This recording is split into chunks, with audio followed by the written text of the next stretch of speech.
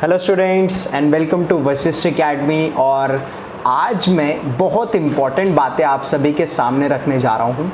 आज हम बात करेंगे कि हमारा जो कंपार्टमेंट एग्जामिनेशन होता है, चाहे आप 10th क्लास में हैं, चाहे आप 12th क्लास में हैं, चाहे आपकी फिजिक्स में कंपार्टमेंट है, चाहे आपकी मैथमेटिक्स में कंपार्टमेंट है, आपको कंपार्टमेंट एग्जामिनेशन होने वाले जो कि प्रॉबेबली सितंबर में शेड्यूल करवा गया है, उस समय पर आपको लास्ट 1 मंथ में क्या स्ट्रैटेजी रखनी चाहिए, किन किन बातों को फॉलो करना चाहिए जिसके तहत आप लोग अच्छा रिजल्ट सिक्योर कर पाओ और इस झंझट या बला से दूर हो सको। किसी ना किसी कमी या दिक्कत की वजह से आपके मार्च में जो बोर्ड एग्जामिनेशन हुए थे उसमें कहीं ना कहीं थोड़ी बहुत कमी रह गई थी और मार्क्स कहीं ना कहीं किसी रीजन की वजह से रह गए। इट्स ओके, हो जाता है, ठीक है। बट सर अब अगर आप दोबारा गलती करते हो तो वो टोटली आपका फॉल्ट होगा। अब उस फॉल्ट को हम सही कैसे कर सकते हैं? सबसे पहली बात आपको ध्यान रखनी है, सारा बखेड़ा नहीं पढ़ना है आपका। अगर आप फिजिक्स में हैं या आप मैथमेटिक्स में हैं या किसी भी रेस्पेक्टिव सब्जेक्ट में हैं, आपको उसका सारा बखेड़ा नहीं करना है। ऐसा नहीं कि हर चैप्टर का हर टॉपिक आप लोग पढ़ने बैठ जाओ और फिर बोलो ओ यार मेरा तो हो ही नहीं रहा यार, तो बहुत दिक्कत आ रही है, मैं कैसे तैयारी करूं, मेरे बस का नहीं है। ऐसे क्विट नहीं करना है, आपको स्पेसिफिक टॉपिक्स ही करने हैं। हर किसी जगह दौड़ने की जरूरत नहीं है। जहां पर आपको लगता है कि ये टॉपिक मैं स्पेसिफिकली अच्छे से फोकस करके इस पे तैयारी कर सकता हूं, तो आप उसी टॉपिक पर फोकस करिए और उसी पर ध्यान दीजिए और उसी को कवर अप करने की कोशिश करिए। जैसे अगर मैं क्लास 12th मैथमेटिक्स की बात करूं, अगर मेरी कंपार्टमेंट आई होती सपोज, तो मैं अपने स्ट्रॉन्ग पार्ट यानी कि कैलकुलस पर फोकस करता, प्रोबेबिलिटी पर फोकस करता, सिर्फ उन पर ही पकड़ बनाता। ठीक है, सारा बखेड़ा करने से क्या होगा भैया? देखो, एक साल में हम कहीं ना कहीं पीछे रह गए तो एक महीने में हम 1 साल का गैप तो कवर अप नहीं कर सकते। साफ सीधी सी क्लियर कट बात है। आप लोग केवल वही स्पेसिफिक टॉपिक्स करने की कोशिश करिए जो आपको लगता है कि ये मेरी रेंज का क्वेश्चन है या ये मेरी रेंज के टॉपिक्स हैं जिनकी अगर मैं प्रिपरेशन करता हूं तो अगर ये एग्जाम में मेरे से पूछा जाता है तो मैं इसका क्लियर कट स्पेसिफाइड आंसर उन सब के सामने रख सकता हूं।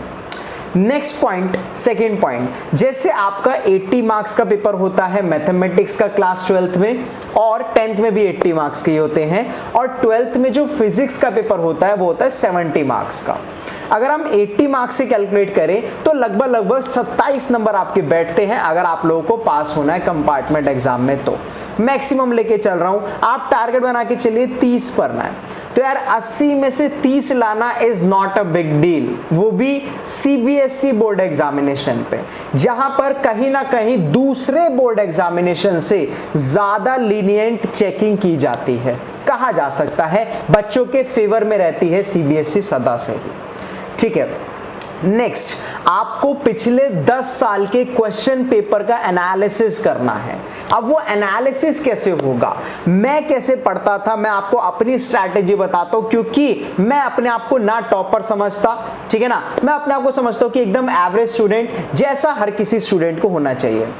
मैं क्या करता था, चाहे मेरा फर्स्ट ईयर हो, सेकेंड ईयर हो, थर्ड ईयर हो, चाहे मेरा क्लास 12th का एग्जामिनेशन हो, लास्ट के 3-4 साल के पेपर देखता था और एनालिसिस बनाता था, स्पेशली कॉलेज टाइम पर, कि 2016 में ये टॉपिक्स पूछे गए थे, 2017 में ये टॉपिक्स पूछे गए थे, 2018 में ये टॉपिक्स क्वेश्चन पेपर में छपकर आए थे, तो 2019 के लिए मुझे कौन कौन से पिछले 3 या 4 साल के पेपर में से टॉपिक सेलेक्ट करके पढ़ने चाहिए जो मेरे को इस साल के पेपर के लिए बेनिफिशियल रहे। इसे कहते हैं एनालिसिस बनाना, जिसे मैं बहुत ज्यादा प्रेफरेंस देता हूं। एनालिसिस बनाने से आपको जो इतना बड़ा सिलेबस दिखता है ना, वो आपका इतना सा हो जाता है। लिटरली, ये मैं झूठ नहीं बोल रहा, मेरा खुद का सेल्फ एक्सपीरियंस है। मैंने ये सारी चीजें खुद पर अप्लाई करी हुई है जब मैं अपनी पढ़ाई कर रहा था। साथ ही साथ नेक्स्ट पॉइंट जो है, खुद को भी एनालाइज करो कि आप कितना सिलेबस कर सकते हो। इसका मतलब ये नहीं है कि हर जगह चारों तरफ लात पैर फैला दी, मैं तो ये भी करूंगा, मैं तो वो भी करूंगा, मैं तो ये भी करूं, मैं तो वो भी, मैं तो ये भी। आप गिने चुने टॉपिक करिए पर उनको अच्छे से पकड़ बनाइए जिनमें आपको पता है क्वेश्चन पूछा जाना चाहिए, पॉसिबिलिटी पूरी पूरी है। साथ ही साथ अपना कॉन्फिडेंस मेंटेन रखिए और अपनी हेल्थ का ध्यान रखिए। इस समय पर आपको पता है कोविड-19 की सिचुएशन बनी पड़ी है और देखते हैं हमारा कंपार्टमेंट एग्जामिनेशन की श्योरिटी है या नहीं। हालांकि डेट शीट अभी तक की ऑफिशियली रिलीज नहीं की गई है, पर मैं एक बात आपको ध्यान से बता दूं कि आप पेपर से पहले तो अपनी हेल्थ का ध्यान रख सकते हैं। आप अपनी तबीयत का ध्यान रखिए जिससे कि आप पेपर में जाने लायक सक्षम रहें, है ना। पेपर देने जा तो पाएंगे एटलीस्ट, पहले ही बीमार मत पड़ जाइए। प्रिकॉशंस रखिए, घरों में रहिए, सेफ रहिए, आराम से अच्छा खाना पीना करिए। नेक्स्ट 2 पॉइंट, ये बहुत इंपॉर्टेंट है, आखिरी के 2 पॉइंट, कि आपको हाथों से लिख लिख कर क्वेश्चंस की प्रैक्टिस करनी है। हाथों से लिख लिख कर क्वेश्चंस की प्रैक्टिस करनी है, जिससे कि आपको पता चल सकेगा कि मुझे स्पीड में कितना इंक्रीज लाना पड़ेगा या फिर मुझे किस टाइप का।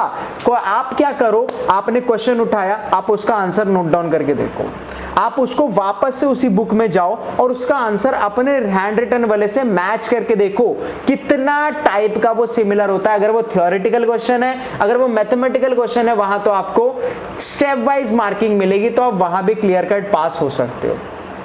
लास्ट पॉइंट सबसे इंपॉर्टेंट पॉइंट है कि बड़े बड़े क्वेश्चन की ओर ध्यान दो, ना कि 1 मार्कर की तरफ। मुझे पता है 1 मार्कर एमसीक्यू है, ऑब्जेक्टिव टाइप, ये फिल इन द ब्लैंक्स हमारे 20 मार्क्स के आते हैं, है ना, 20 क्वेश्चंस आते हैं, पर इसका मतलब ये नहीं कि वही 20 क्वेश्चन पास करवाएंगे। मैं आपको कहता हूं वही 20 क्वेश्चन आपको फेल करवा सकते हैं दोबारा से। क्यों? क्योंकि उनमें एग्जैक्ट आंसर चाहिए होता है, उनमें स्टेप मार्किंग नहीं होती। जो आपके 6 मार्क्स 4 मार्कर्स हो गए, या फिजिक्स में बात करें 5 मार्कर्स हो गए। मान लीजिए सॉलिनॉइड का क्वेश्चन पूछा जाता है 12वीं कक्षा में, तो उसमें क्या होता है, आपसे एक उसका स्ट्रक्चर बता देंगे, उसका आप बता दीजिए, प्रिंसिपल बता दीजिए, डेरिवेशन कर दीजिए, एक पार्ट उसका न्यूमेरिकल का दे देंगे, है ना। तो बड़े क्वेश्चन में क्या होता है, आपको स्टेप मार्किंग मिलती है, वो आपको हर क्वेश्चन में कुछ ना कुछ 1 या 2 नंबर दिलवाएगी।